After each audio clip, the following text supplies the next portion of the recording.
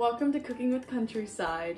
Today we are going to be making Stovetop Chili Verde. So traditionally this dish is made in a slow cooker, so that's always an option.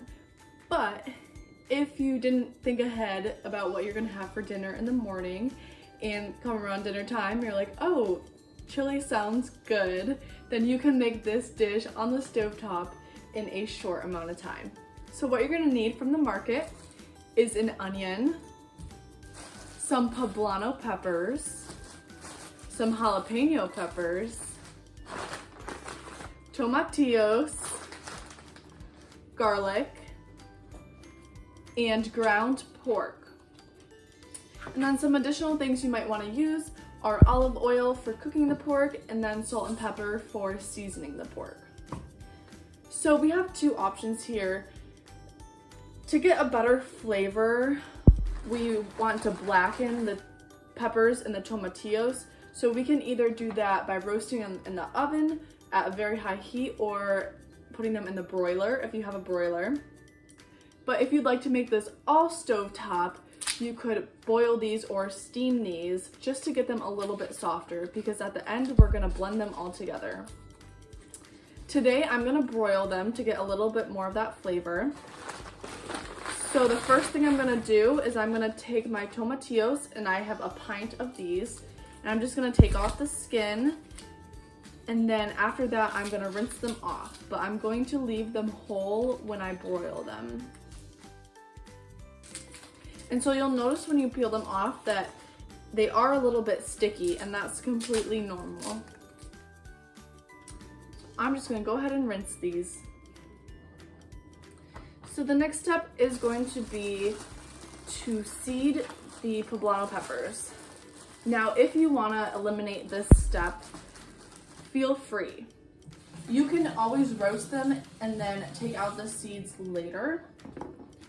But for today's purposes, I'm gonna take out the seeds ahead of time. So it's an empty shell here. And I'm gonna use probably 2 or 3 peppers. I think I'm gonna use 3. And then the last pepper we're gonna use are jalapeno peppers. This is completely optional if you do not like the spice, or if you want to go with an even spicier pepper, that would be pretty cool too. And again, you can add more or less jalapenos as well, and you can always take out the seeds in the jalapenos to make it a little less spicy.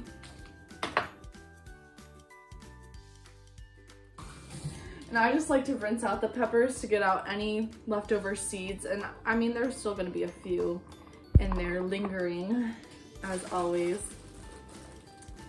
So with the jalapeno peppers, you can either cut off the stems ahead of time, or you can just roast them whole.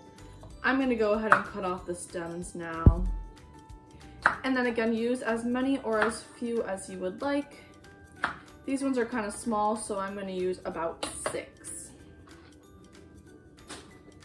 And then I'm just gonna turn on my broiler and broil them for probably about 10 minutes, and then check them, flip them, and we want the skin to get a little bit blackened. That's the goal. And so I'm gonna do that, and then I'll be back with the rest of the directions.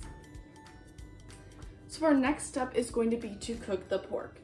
And I'm gonna go ahead and cook the onion, or I'm gonna go ahead and cut up the onion right now before I get my cutting board contaminated, because we are going to cook the onion with the pork. So I'm all about saving dishes. You could either cook the pork in like a frying pan, like so, or you can just cook it in a decent sized pot. So when we combine the whole chili later, you can just save one more dish and have it all in the same pot. So the onions, you don't want them to be too large. I would definitely dice it instead of leave it in strips. If you watched my videos before, I have a saying where I always say, you know, it's whatever you want, however you would like it. And I feel like I repeat that a lot, but it is true. I mean, cooking has endless potential to put your personal spin on it, whether it's with adding or subtracting ingredients, or changing the way you cut things, the size things are, changing maybe the cooking method.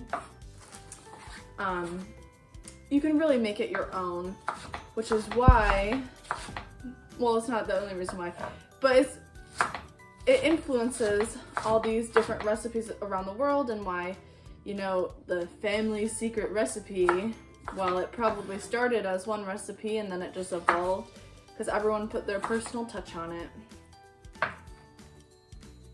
Okay, so here are my onions. This is one onion, and this was actually a pretty large onion, but definitely if you have smaller onions, you might want to consider using 2. So I'm going to cook my pork. So right now it is frozen because I forgot to pull it out of the freezer. So I'm just going to get it in a little bit of water and defrost it. And then once it's defrosted, I'm going to brown it. And once it's pretty much cooked all the way through, I am going to add the onions and get the onions a little bit translucent, a little bit golden. So this is where your olive oil might come into play. You might want to add a splash of olive oil in there so it doesn't stick to your pan. And then once that's cooking, you can also add a little bit of salt and pepper for extra seasoning. There's also an option to add cilantro to this to season the pork, so you could either add that right before it's done cooking, or you can add that at the end when we make it into the chili. So now the pork is on its last phase of cooking. I'm not sure if I mentioned this before, but we're gonna add the garlic with the onions. So those are cooking with the pork right now. So I took my peppers and tomatillos out of the broiler, and then I just set them in a bowl and covered them with foil so they could steam a little bit.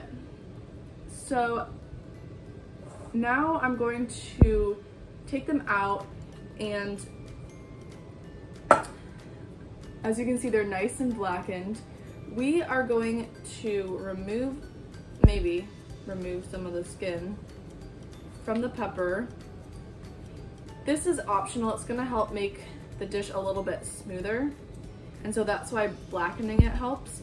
But if you decided to boil your peppers and your tomatillos, then you can just leave the skin on.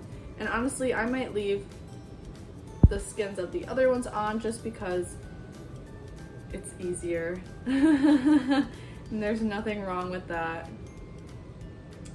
So you can either, for the next step, you can either use a blender or a food processor. Again, being the lazy has a bad connotation, but not wanting to spend time to clean my blender, I'm going to be using this food processor today. So I might have to do it in shifts, but that's okay. And we can have either one of two goals. We can either try to liquidize this, or we can try to make it more into a chunky salsa. That's all gonna be, I saw a hair in there.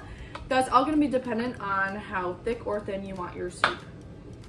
And our jalapenos, as you can see, I left the seeds in. So if you want it to be a little less spicy, you could take the seeds out at this point, which I think I'm going to do. I'm not a huge spicy person, so as long as I get a chunk of the seeds out, that'll be a little more pleasant for me. But now that they've been cooked, they open very easily, and the seeds are super easy to get out. But they are hot, so that's one advantage to cooking ahead of, or de-seeding ahead of time, like we did with the poblano peppers, is that it's not really hot.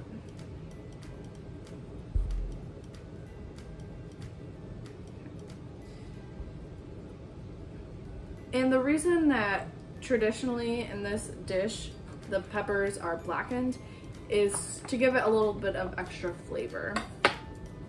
Okay, so this is my first batch. I think I'm gonna leave mine a tiny bit chunkier. So right now, this is kind of what it looks like. So it's definitely not a liquid. but it's more like a salsa verde. I'm actually gonna go a few more pulls, get it a tiny bit more liquid. And again, if you're using a blender, that's really gonna make it more liquidy if you would like. So I'm just going to take these out and then reuse this bowl. And so once my pork is done cooking, I'm just going to combine this in that pot. But I'm gonna give it another minute or so. So when I added that onion, I was really debating on adding maybe half of it because that was a big onion. But I ended up adding the whole thing. So again, just because the recipe says one thing does not mean you have to follow it. Okay. So you definitely want to make sure that all the seeds are out of the poblanos. You can keep the jalapeno ones in there if you'd like. And if you're cutting the tomatillos into smaller pieces, they are going to ooze a lot of juice when you cut them. So you might want to cut them once it's already in your blender or food processor, just so you're making a little bit less of a mess.